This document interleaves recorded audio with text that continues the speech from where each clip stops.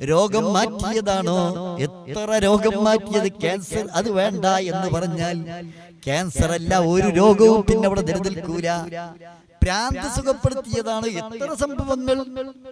വിനീതനായ ഞാൻ തന്നെ മമ്മൂട്ടി മൂപ്പന്റെ വീട്ടില് അതാ ഓറെ കാണാൻ വേണ്ടി നിൽക്കുന്ന സമയത്ത് നല്ല ചെറുപ്പക്കാരനായ ആരോഗ്യവാൻ ഭ്രാന്തനായിട്ട് അദ്ദേഹത്തിന്റെ കൈകളും കാലുകളും കെട്ടിയിട്ട് വസ്ത്രം കൊണ്ട് കെട്ടി ബന്ധസ്ഥമാക്കിയിട്ട് വാഹനത്തിലിട്ട് കൊണ്ടുവന്നിട്ട് ശൈഖുനാന്റെ വീട്ടിന്റെ മമ്മൂട്ടി മൂപ്പന്റെ വീട്ടിന്റെ കൊലായിലേക്ക് എടുത്തു കൊണ്ടുവന്നത് ഞാൻ എന്റെ കണ്ണുകൊണ്ട് കണ്ടതാണ്.